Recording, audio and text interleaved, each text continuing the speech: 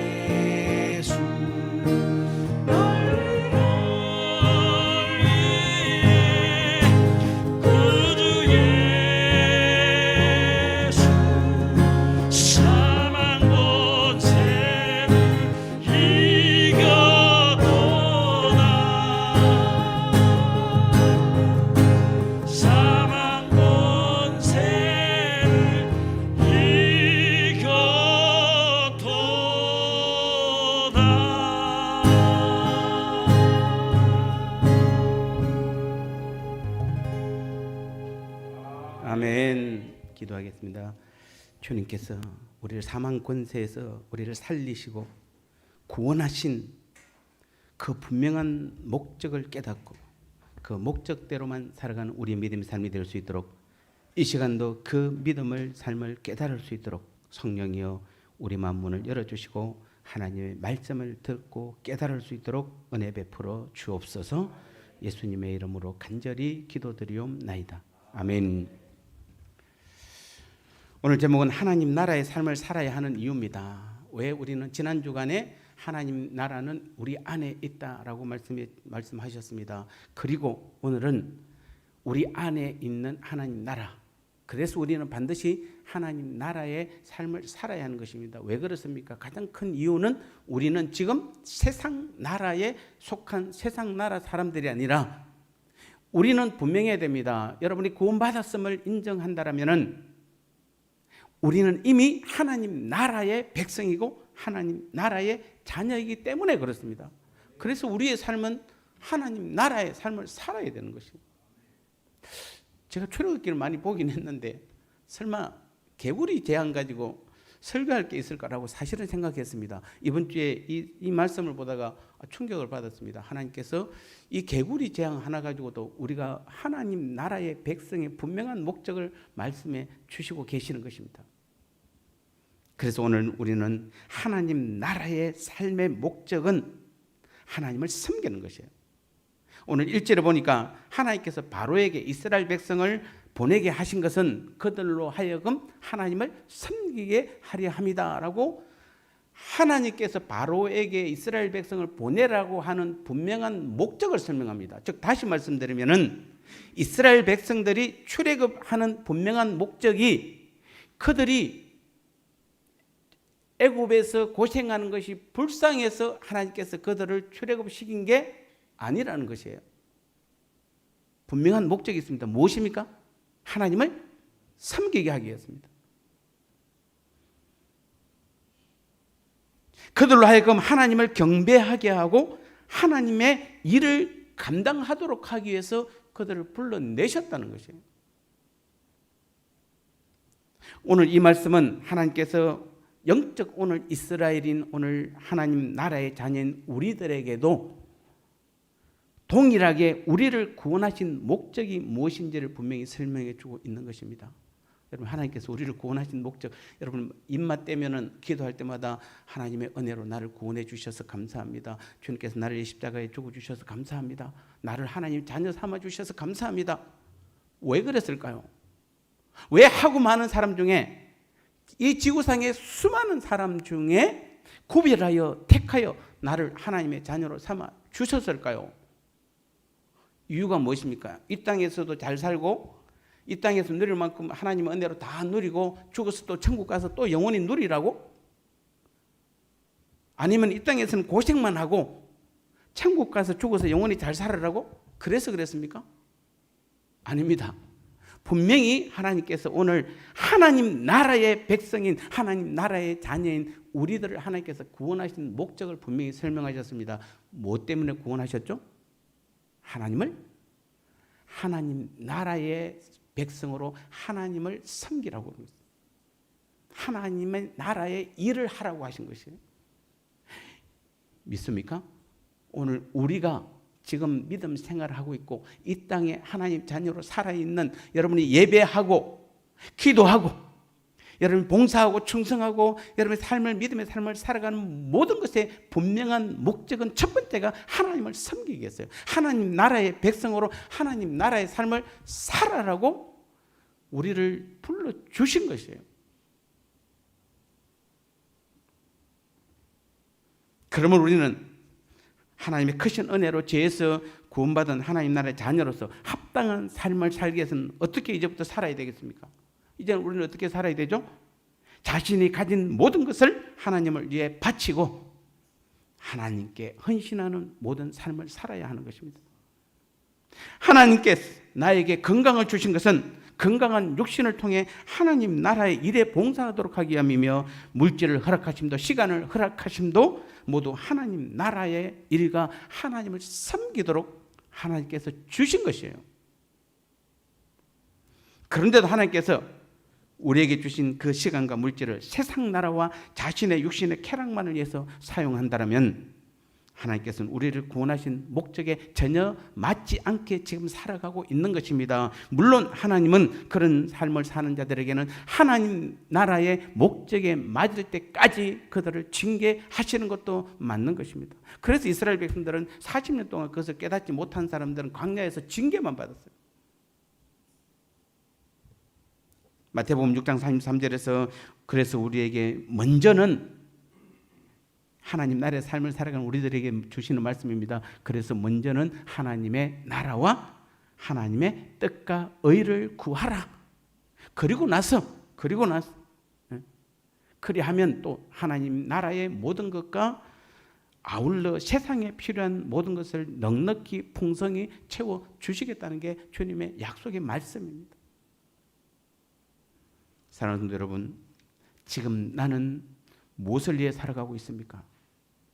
사랑하는 성도 여러분, 여러분은 지금 무엇을 위해 지금 살아가고 있습니까? 하나님 나라입니까? 세상 나라입니까?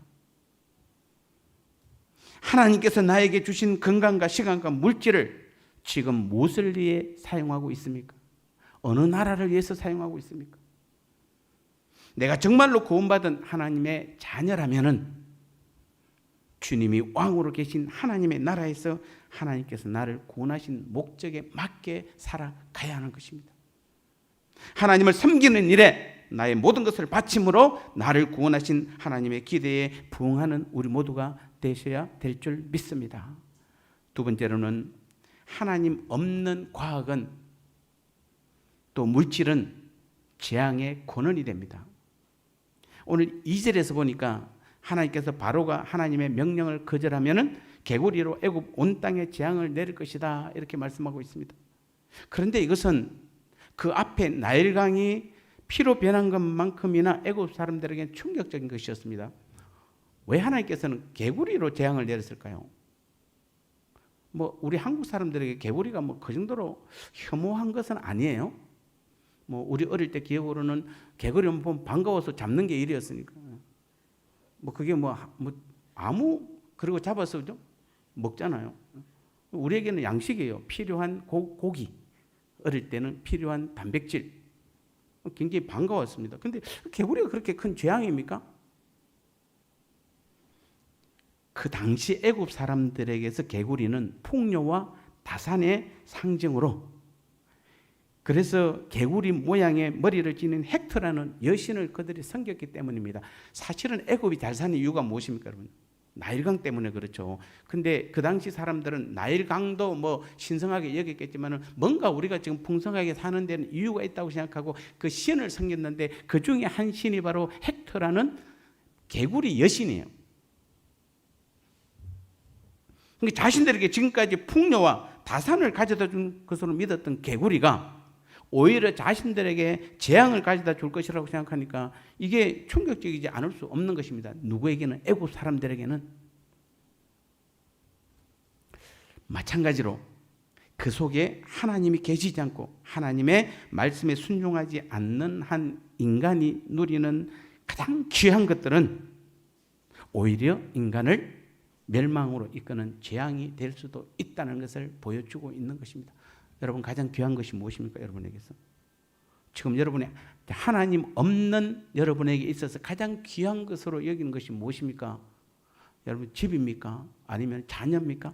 아니면 여러분의 직장입니까? 돈입니까? 만일 하나님 없이 여러분이 그것을 지금 가장 귀한 것으로 여기고 있다면 하나님께서는 그것을 가지고 여러분에게 재앙이 되게 할 것이다, 이 뜻입니다. 인류 역사를 보십시오. 눈부신 과학과 산업의 발전은 인간에게 엄청난 물질적 풍요와 편리함을 가져다 주었습니다. 그러나 동시에 사람들은 그 물질적 풍요와 함께 하나님으로부터 멀어졌습니다. 물질이 풍요해지면 제일 먼저 나타나는 게 무엇입니까? 이게 믿음의 사람들에게 특히 나타나는 게 하나님부터 멀어져요.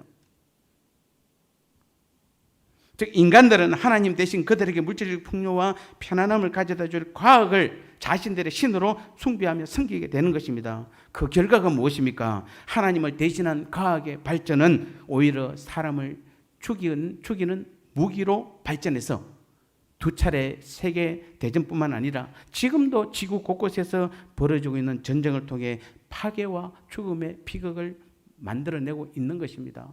제가 한번 자료를 찾아보니까 10년 전 자료입니다. 요 근래 자료가 없어서 하루에 지구상에서 교통사고로 죽어가는 사람이 120만 명입니다. 우리가 그토록 선호하는 그 좋은 차, 여러분이 그때로 편리한 차 없으면 못 산다고 그러잖아요. 집마다 차가 다 있습니다. 그 편리한 차가 지구상 전체에 하루에 120만 명의 목숨을 앗아갑니다. 죄송합니다. 1년에 120만 명의 목숨을 앗아가는 것이 자동차예요. 또 현재 지구 곳곳에 존재하는 핵무기는 인류의 생존마저 위협하고 있습니다. 뿐만 아니라 물질의 풍요는 사람들 하여금 물질 만능주의와 쾌락지상주의를 신봉하게 하였습니다. 따라서 우리가 살고 있는 사회는 그래서 과거의 그 사랑과 따뜻한 인간성을 상실했을 뿐 아니라 사람들은 물질을 얻기 위해 수많은 범죄를 저지르는가 하면은 쾌락을 위해 도덕 질서를 쉽게 파괴해 버렸습니다. 결국 인간이 그토록 갈망하고 추구하던 물질의 풍요와 과학의 발전은 오히려 인간에게 재앙을 가져다 준 것입니다. 우리가 가끔은 40년 전으로 돌아간다면은 40년 전으로 돌아가면은 가장 아쉬운 것이 사실은 무엇입니까? 그때보다 지금 훨씬 더 물질의 풍요를 누리고 있지만은 가장 아쉬운 게 인간성이잖아요.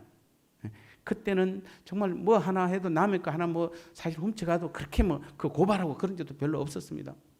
시골에서는 그냥 뭐라 하면 끝이에요. 요즘은 조금이라도 잘못하면 다 고발해가지고 그냥 인간성 자체가 없어졌잖아요. 결국 인간이 그토록 갈망하고 추구하던 물질적 풍요와 과학의 발전은 말씀대로 인간에게 결국은 재앙을 가져다 준 것입니다. 왜 이렇게 되었습니까? 왜 그렇습니까? 그럼 무조건 과학이 발전하면 인간은 다 이렇게 변하는 것입니까? 아닙니다. 오늘 여기 우리 예배 드리고 있는 여러분들이나 지금 영상으로 예배 드리고 있는 여러분들은 안 그렇지 않습니까? 왜 그렇습니까? 우리 안에 하나님이 계시냐 안 계시냐가 결정하는 것입니다. 아무리 과학이 발전해도 그 안에 하나님이 계시면은 괜찮아요. 오히려 우리는 누리는 것이에요. 그러나 과학이 발전할수록 하나님으로부터 멀어지고 그 안에 하나님이 없으면은 모든 인간적 모든 부분들이 다 하나님으로 멀어지고 결국 그것이 우리에게 재앙이 된다는 것입니다. 그래서 오늘 우리는 개인의 삶에 있어서도 마찬가지입니다. 오늘도 하나님 나라의 백성으로 하나님 나라의 삶을 살아가는 우리의 삶 속에 다시 한번 우리는 기억해야 됩니다. 내 안에 하나님이 계시지 않고 하나님의 말씀을 따르지 않는다라면은 지금 우리가 누리고 있는 것들, 지금 우리가 덜 먹고 덜 자고 힘들어도 어려워도 그토록 고생하며 하고자 하는 모든 세상의 물질이나 권력, 명예, 사랑하는 사람 등은 오히려 나를 멸망으로 몰고 가는 재앙이 될 수 있다는 것입니다. 오늘 2절에서 그것을 우리에게 보여주고 있는 것입니다. 그러므로 우리는 당당히 하나님 나라의 백성으로 내 삶 속에 하나님이 계신지 살펴봐야 되는 것입니다. 내가 하나님의 말씀에 얼마나 순종하고 있는지 돌아봐야 되는 것입니다. 그리고 언제나 주님을 모시고 살며 주님의 말씀에 순종하는 자녀가 되어 심판이 아니라 지금에 누리는 것에 더 풍성히 주시는 하나님의 은혜를 받아 누리는 저와 여러분 되시기를 주님의 이름으로 축복합니다. 세 번째는 하나님 없는 인간의 모든 노력은 인간을 오히려 파멸로 인도할 뿐입니다. 오늘 7절을 보면은 재밌는 장면이 나옵니다. 하나님께서 애굽에 개구리 재앙을 내리시자 애굽의 그 술사들도 요술사들도 어떻게 합니까? 자기 술법으로 개구리를 애굽 땅에 올라오게 하였습니다. 이 두 사람의 차이가 있습니다. 하나님도 개구리를 올라오게 하고 술사들도 마술사들도 올라오게 했는데 차이는 하나님은 개구리를 만들었고 술사들은 술법으로 애굽의 하수에 있는 개구리들을 올라오게 한 것입니다. 그런데 중요한 것은 이들이 지금 오히려 스스로 멸망을 초래하고 있다는 것입니다. 지금 애굽은 하나님께서 내리신 개구리 재앙으로 큰 화를 당하고 있고 모든 백성들이 어떻게 하면 개구리를 물리칠 수 있을까에 고민하고 있었습니다. 그런데 마술사라는 사람들은 개구리를 없애는 것이 아니라 오히려 개구리를 더 많게 하였던 것입니다. 그 자신들의 능력을 과시한다는 것이 오히려 스스로 더 큰 화를 불려드리고 있는 것입니다. 지금 한 마리라도 개구리가 뭐 해야 됩니까? 없어져야 되는데 더 많게 하는 것입니다. 이게 여러분이 그냥 넘기시면 안 돼요. 이게 정말 하나님 없는 어리석은 인간의 모습이에요. 여러분 지금 믿음 생활 우리의 하나님 나라의 믿음 생활의 가장 주 포인트는 무엇입니까? 내 힘으로 내 능력으로 하는 것이 아니라 내 안에 계신 주님의 능력으로 주님의 힘으로 하는 것이에요. 그런데 여러분이 이것이 거꾸로 돼버리면은 여러분의 구원을 위해서 여러분이 하나님 나라의 일을 한다고 하면서 여러분의 힘과 여러분의 능력으로 뭔가를 하면 할수록 죄송하지만 오늘 마치 이 본문에서처럼 마술사처럼 더 안 좋은 결과를 만들어내는 것이에요. 하나님 없는 인간의 노력은 오히려 자신을 파멸로 이끌 뿐입니다. 여러분 바벨탑을 보십시오. 인간들은 더 이상 홍수로 인해 땅의 흩어짐을 면하기 위해서 스스로의 힘으로 바벨탑을 세워봤지만 결국 그것 때문에 오히려 언어가 갈라지고 사람들은 온 땅에 더 흩어지게 되었습니다. 여러분 코로나가 하나님이 주신 것입니까? 인간의 욕심과 자연의 파괴로 온 재앙이고 인류 스스로 자처한 결과인 것입니다. 앞으로 이보다 훨씬 더한 것들이 인류를 대적하게 될 것이고 그토록 과학을 신봉하며 의학만 있으면 모든 질병으로부터 자유함을 얻을 것으로 기대했던 지구상 모든 인류는 그 앞에 처절하게 무너지고 약해지는 모습을 보게 될 것입니다. 여러분 앞으로 과학이 조금만 더 발전하면 AI 시대, 인공지능 시대에 여러분 많은 정말 훨씬 더 편리한 인공지능들이 등장할 것입니다. 과연 그들이 우리에게 이득만을 줄 것일까요? 그것으로 인해서 오히려 오늘 본문에서는 그것이 우리에게 재앙이 된다라고 말씀해 주고 있는 것입니다. 누구에게? 하나님이 없는 사람들에게는. 그래서 지금 우리는 어떻게 해야 됩니까? 그것을 두려워할 것이 아니라 지금 당당해야 될 것이 바로 무엇입니까? 내 안에 하나님이 계신지 아닌지, 내가 주인인지 주님이 주인인지를 빨리 파악해야 되고 주님을 내 삶의 주인으로 모셔야 되는 것이에요. 그런 사람들에게는 하나님을 섬기고 하나님을 내 안에 모신 사람들에게는 어떠한 과학의 발전이 와도 어떠한 것이 와도 그것이 우리에게 해가 될 수 없는 것입니다.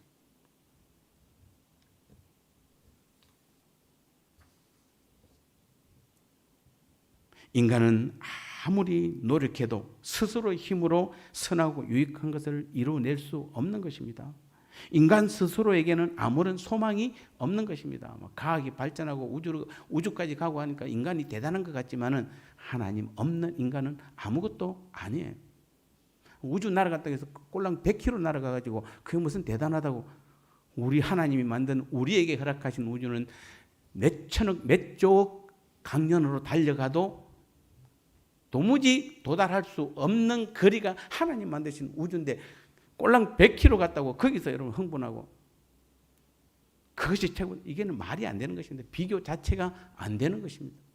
그게 인간의 한계인 것입니다. 우리 모두는 다시 한번 하나님 나라의 백성들이고 하나님은 하나님 나라의 뜻과 하나님 나라의 원리와 진리로 우리에게 능력을 나타내시는 것입니다. 그래서 우리에게는 하나님 나라의 왕이요 주인이신 예수 그리스도 그분만이 필요한 것입니다.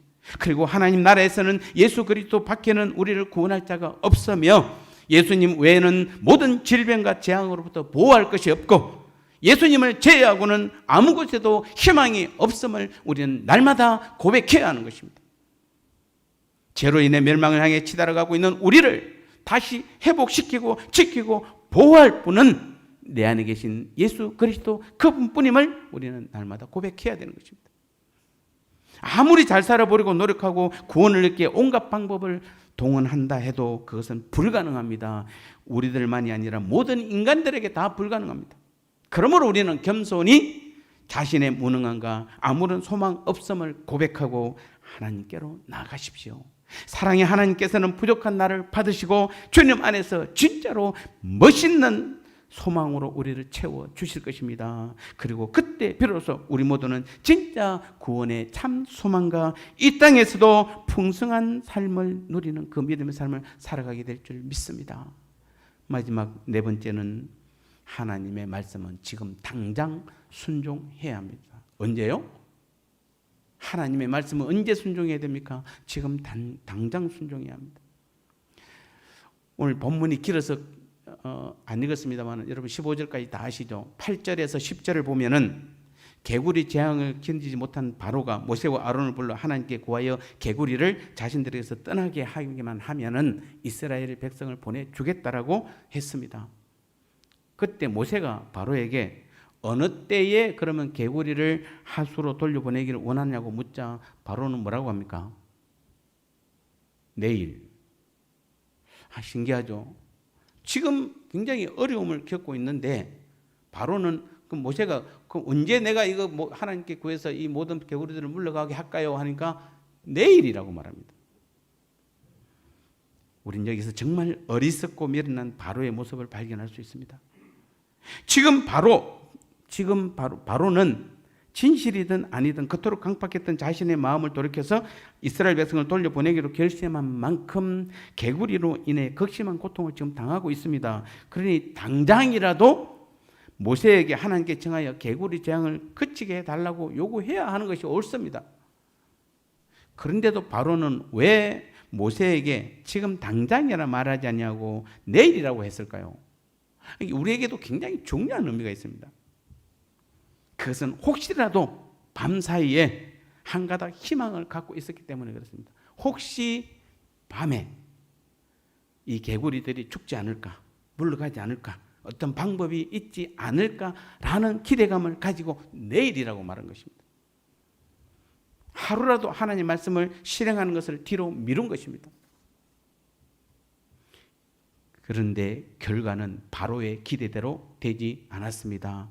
바로가 하루라도 일찍 하나님의 말씀을 받아들였다면 그만큼의 고통의 시간을 줄일 수 있었을 것입니다.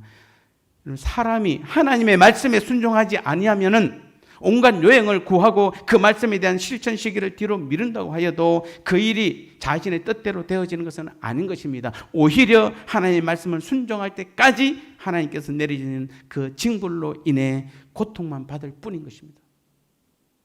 그러므로 하나님의 말씀 앞에 선 그 사람의 가장 지혜로운 행동은 하루라도 빨리 말씀을 듣는 그 순간 바로 말씀에 순종해야 하는 것입니다. 여러분 예배 중간에 말씀을 들으면서 뭐라고 생각합니까? 이제 내일부터 해야지, 이번 주부터 해야지, 올해부터 해야지. 그렇게 하지 마세요. 그런 것만큼 여러분은 그 안에 계속 고통을 당하고 있는 것이 언제 하나님 말씀 순종해야 됩니까? 지금 당장입니다. 오늘 당장 여러분 말씀에 순종하시기 바랍니다. 하나님께서 몇 가지 말씀하셨습니다. 하나님 나라의 삶을 살아야 되는 분명한 이유 몇 가지를 말씀해 주셨습니다. 깨달았으면 여러분이 지금 즉시 순종하셔야 돼요.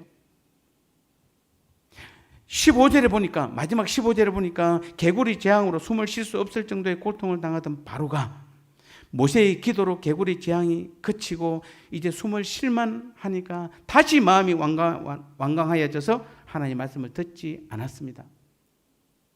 어려울 때는 하나님을 찾고 하나님 말씀을 들을 것처럼 하다가 막상 하나님의 은혜로 어려움을 넘어가게 되자 바로의 마음이 바뀌게 된 것입니다. 그러나 바로는 이로 인해 더 큰 재앙의 고통을 당하게 되었습니다. 그렇습니다. 바로는 고통에서 건져주신 하나님의 은혜를 잊은 대가로 더 큰 고통을 당한 것입니다. 이런 바로의 모습이 바로 오늘 내 모습이 아닌지 여러분 빨리 돌아보셔야 돼요. 우리는 때때로 어려움을 만날 때 하나님께 기도하며 도움을 구합니다. 그러면서 그 위기를 이기게 하시면 하나님을 위해 더 많은 것을 드리고 더 헌신하겠다고 서원까지도 하기도 합니다. 그런데 막상 위기가 지나고 나면은 하나님의 은혜는 물론이고 헌신의 서원까지도 다 잃어버리고 맙니다.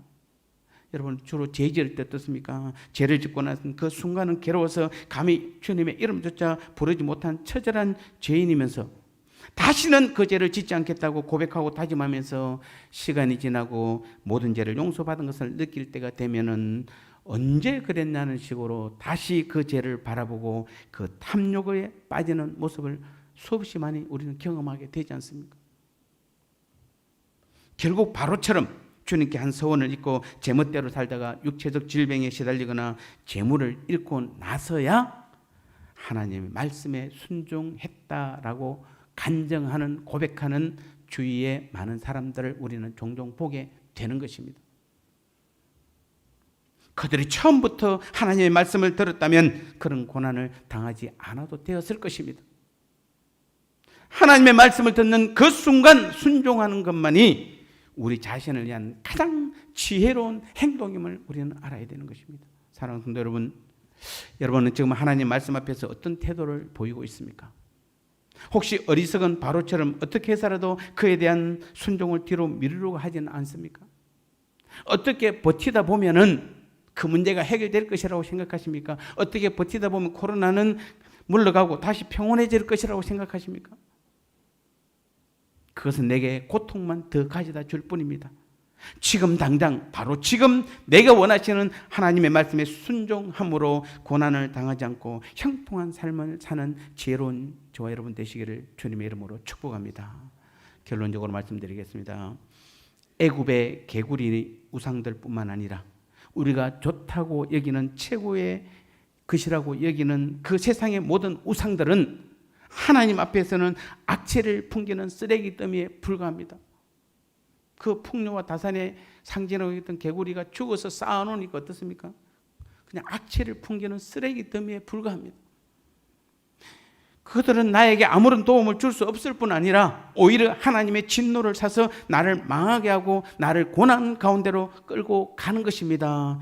지금 우리는 완벽하게 하나님 나라의 백성으로 하나님 나라의 삶을 살고 있습니다. 왕이신 주님께 모든 것을 의지하고 도움을 구하며 순종하며 하나님 나라의 뜻을 이루는 데 쓰임 받기만 하면은 모든 것을 계획하시고 가장 선한 길로 인도하시는 주님의 이끄심에 놀라운 축복이 이 불투명하고 어려운 이 시대에도 가장 좋은 길로 인도